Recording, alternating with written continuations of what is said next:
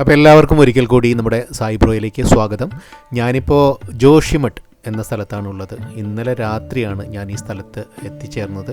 ഇവിടെ നിന്നൊരു 45 കിലോമീറ്റർ കൂടി ഇനി നമുക്ക് വീണ്ടും സഞ്ചരിക്കേണ്ടതുണ്ട് ബദരീനാഥിലേക്ക് എത്തിച്ചേരാനായിട്ട്. അപ്പോൾ എന്തായാലും നിങ്ങൾ എന്നെ കണ്ടുകൊണ്ടിരിക്കുന്ന നിങ്ങളുടെയൊക്കെ അഭിപ്രായങ്ങളൊക്കെ നമ്മുടെ വീഡിയോയുടെ താഴെ കമൻറ്റ് ചെയ്യണം. നിങ്ങളുടെ സപ്പോർട്ട് ഉണ്ടെങ്കിൽ മാത്രമേ എനിക്ക് നമ്മുടെ വീഡിയോ നല്ല രീതിയിൽ കൊണ്ടുപോകാനായിട്ട് പറ്റുകയുള്ളൂ. അപ്പോൾ നമ്മൾ ഇന്നലെ രാത്രിയാണ് നമ്മൾ ഈ ജോഷിമഠിൽ എത്തിച്ചേർന്നത്. ഉത്തരാഖണ്ഡിൻ്റെ വളരെ സൗന്ദര്യമുള്ള, വളരെ എന്താ പറയുക, മഞ്ഞൊക്കെ മൂടി കിടക്കുന്ന ഈ ഒരു ഗ്രാമം, അല്ലെങ്കിൽ ഒരു ചെറിയ ടൗണ്, വളരെ നല്ല രീതിയിൽ തന്നെ നീറ്റായി കിടക്കുന്ന ഒരു ടൗണാണ്. ഇവിടെ നിന്ന് 40-45 കിലോമീറ്റർ വീണ്ടും നമുക്ക് സഞ്ചരിക്കേണ്ടതുണ്ട്. അപ്പോൾ ഞാനിപ്പോൾ നടന്നു പോയിക്കൊണ്ടിരിക്കുന്നത് വേറെ എങ്ങോട്ടുമല്ല, അതിൻ്റെ ബസ് സ്റ്റാൻഡിലേക്കാണ്.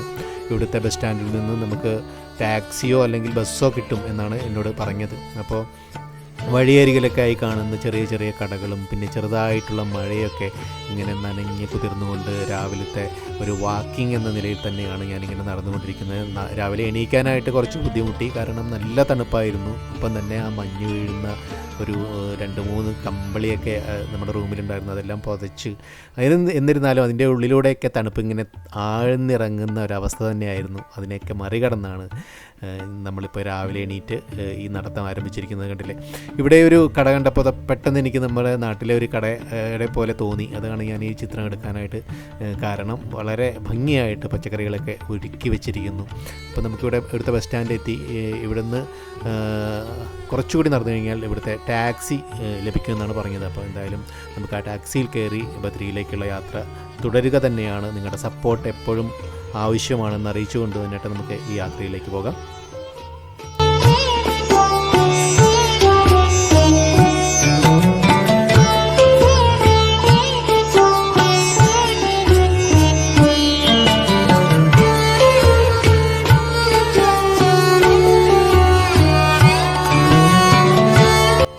അപ്പോൾ നമുക്കൊരു ടാക്സിയാണ് ലഭിച്ചിരിക്കുന്നത്. നമ്മൾ കയറിയിരിക്കുന്നത് സുമോയിലാണ്. അപ്പോൾ ഫ്രണ്ടിൽ തന്നെ എനിക്കിരിക്കാനുള്ള ഒരു സ്ഥലം കിട്ടി. നല്ല സൗകര്യത്തോടെ ഇരുന്ന് യാത്ര ചെയ്യാനുള്ളൊരു സ്ഥലം എനിക്ക് ഫ്രണ്ടിൽ തന്നെ കിട്ടി. അപ്പോൾ തന്നെ ഈ യാത്രയിൽ നമുക്ക് കാണാവുന്നതിലധികം ഭംഗിയോടുകൂടിയുള്ള ഒരു ദൃശ്യങ്ങൾ തന്നെ നമ്മളിലേക്ക് എത്താൻ അത് സഹായകമായി എന്നെനിക്ക് തോന്നുന്നു.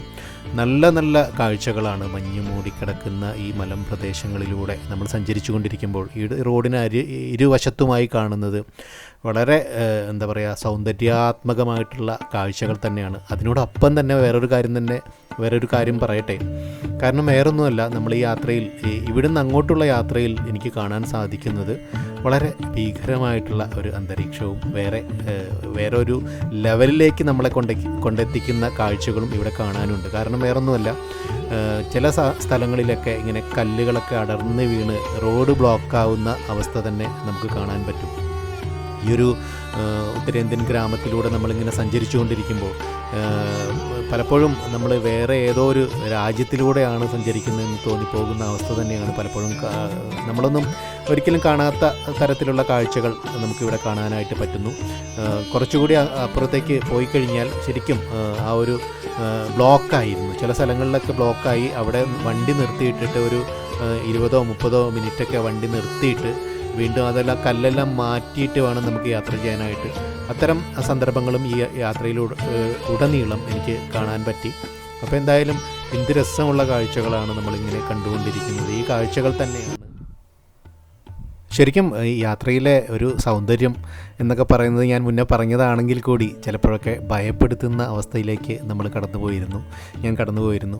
അപ്പോൾ എനിക്ക് പറയാനുള്ളത്, നമ്മൾ യാത്ര ചെയ്യുന്ന സമയത്ത് നമ്മൾ സേഫായിട്ടിരിക്കുക, ഒരു പ്രശ്നമില്ല എന്ന തരത്തിൽ തന്നെ ഇരിക്കുക, ദൈവം കൂടെയുണ്ട് എന്ന തരത്തിലൊക്കെ ഇരിക്കുക. അങ്ങനെയാണെങ്കിൽ നമുക്ക് ഇഷ്യൂസൊന്നും വരില്ല.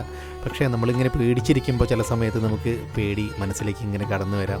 മനുഷ്യന്മാരല്ലേ, ചിലപ്പോഴൊക്കെ എനിക്കും ആ ഒരു പേടി കടന്നു വന്നിട്ടുണ്ടായിരുന്നു. ഞാനപ്പോൾ ആ സമയത്തൊക്കെ ഞാൻ ചിലപ്പോൾ വേറെ എന്തെങ്കിലുമൊക്കെ പാട്ട് കേട്ടിട്ടോ അങ്ങനെയൊക്കെ ആയിട്ട് ഇരിക്കാറുണ്ട്. എന്നിരുന്നാലും ഈ ഒരു യാത്ര എന്നെ സംബന്ധിച്ചിടത്തോളം പേടിയൊക്കെ അപ്പോൾ മാറ്റി നിർത്തി നമ്മൾ എപ്പോഴും മനസ്സിനോട് സ്നേഹവും സന്തോഷവും ഒക്കെ ഉള്ള കുറേ കാര്യങ്ങൾ വീണ്ടും ചിന്തിക്കുമ്പോൾ ഇതൊന്നൊരു പേടിയായിട്ട് നമുക്ക് തോന്നാറില്ല. അങ്ങനെയുള്ള ഒരു യാത്ര തന്നെയായിരുന്നു ഈ ഒരു ബദ്രിയിലേക്ക്, ഈ ഒരു ജോഷിമഠിൽ നിന്നും ബദ്രിയിലേക്കുള്ള യാത്ര എന്ന് പറയുന്നത്. അങ്ങനെ തന്നെയുള്ളൊരു യാത്ര തന്നെയായിരുന്നു. തീർച്ചയായിട്ടും നമുക്കെല്ലാവർക്കും അറിയാവുന്നതുപോലെ തന്നെ മഞ്ഞ് മൂടിക്കിടക്കുന്ന ഹിമാലയത്തിൻ്റെ താഴ്വാരത്തിലുള്ള ഈ ഒരു സ്ഥലങ്ങളിലൂടെയുള്ള യാത്ര എന്നെ സംബന്ധിച്ചിടത്തോളം ഏറ്റവും സന്തോഷം നൽകുന്ന അവസ്ഥ തന്നെയായിരുന്നു. ഒരിക്കൽ കൂടി പറയട്ടെ, നമ്മളിപ്പോൾ കാണാൻ പോകുന്ന സ്ഥലം എന്ന് പറയുന്നത് മഹാവിഷ്ണുവിൻ്റെ ക്ഷേത്രങ്ങളിൽ പ്രധാനപ്പെട്ട, ഇന്ത്യയിലെ പ്രധാനപ്പെട്ട ക്ഷേത്രത്തിൽ ഒന്ന് തന്നെയാണ്. ഇവിടെയും ശങ്കരാചാര്യയായിട്ട് ബന്ധപ്പെട്ടിട്ടുള്ള കാര്യങ്ങൾ തന്നെയാണ് നടന്നുകൊണ്ടിരിക്കുന്നത്. അദ്ദേഹത്തിൻ്റെ പൂജാവിധികൾ തന്നെയാണ് ഇവിടെയും അനുവർത്തിച്ചു കൊണ്ടിരിക്കുന്നത്. നമ്മുടെ മലയാളിയായിട്ടുള്ള ഒരു പൂജാരിയാണ് ഇവിടെ പൂജ ചെയ്യുന്നത്. അത്രയും സവിശേഷമായിട്ടുള്ള സ്ഥാനത്തൊക്കെ ഇരിക്കാൻ യോഗ്യത കൽപ്പിക്കപ്പെട്ടിട്ടുള്ള നമ്മുടെ കേരളത്തിൽ നിന്നുള്ള ആ ഒരു അദ്ദേഹവുമായുള്ള ഒരു കൂടിക്കാഴ്ച കൂടി ഞാൻ ആഗ്രഹിക്കുന്നുണ്ട്. അദ്ദേഹം കഴിഞ്ഞ പ്രാവശ്യം ഞാനിവിടെ വന്നപ്പോൾ അദ്ദേഹവുമായിട്ട് സംസാരിച്ചിട്ടുണ്ടായിരുന്നു. ആ സമയത്ത് വളരെ പോസിറ്റീവായിട്ടുള്ള പല കാര്യങ്ങളും പറഞ്ഞ് നമ്മുടെ കേരളത്തെക്കുറിച്ചൊക്കെ വാചാലനായി തീർന്ന അദ്ദേഹത്തിൻ്റെ ആ ഒരു മുഖം ഇപ്പോഴും എൻ്റെ മനസ്സിൽ ഓർമ്മയുണ്ട്. ഇപ്പോൾ ഞാൻ അങ്ങോട്ടേക്കുള്ള യാത്രയിൽ തീർച്ചയായിട്ടും അദ്ദേഹത്തെ കാണണമെന്നുള്ള ഒരു ഉദ്ദേശം കൂടി എൻ്റെ മനസ്സിലുണ്ട്. ഈ ഒരു താഴ്വാരത്തിലൂടെ നമ്മളിങ്ങനെ യാത്ര ചെയ്തുകൊണ്ടിരിക്കുമ്പോൾ പലപ്പോഴും നമ്മുടെയൊക്കെ മനസ്സിനെ പ്ലസൻ്റാക്കി നിർത്തുന്നത് ചിലപ്പോൾ അത്തരം ചിന്തകളോ അല്ലെങ്കിൽ ദൈവത്തിനെക്കുറിച്ചുള്ള ചിന്തകളോ ഒക്കെ തന്നെ ആയിരിക്കാം.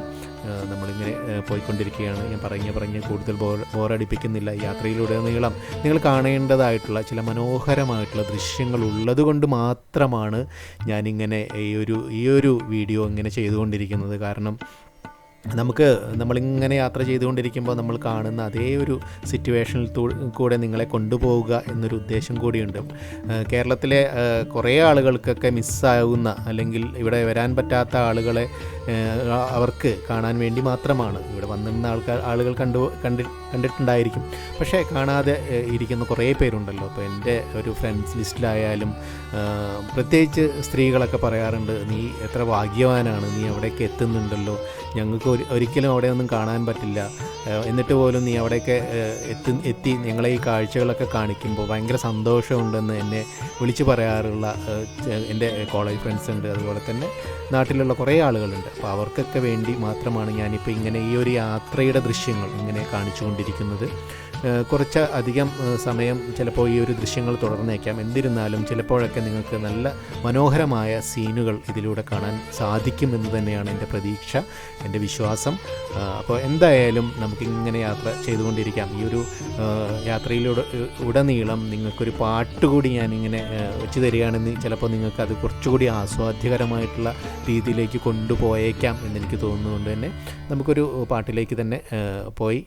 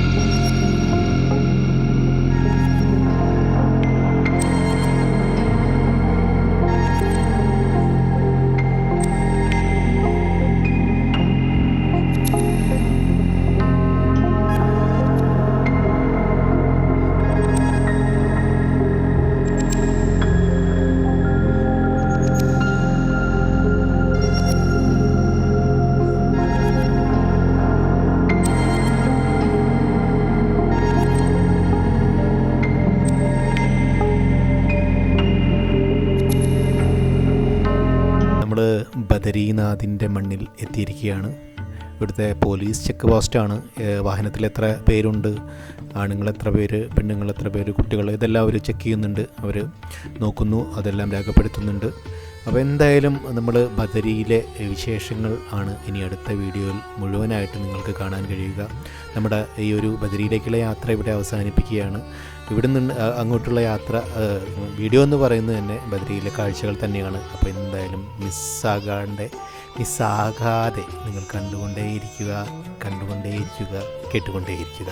അപ്പോൾ എന്തായാലും ഈ ഒരു വീഡിയോ ഇവിടെ വൈൻഡപ്പ് ചെയ്യുന്നു. എല്ലാവർക്കും ഒരു ശുഭ രാത്രി ആശംസിച്ചുകൊണ്ട് good night and good bye.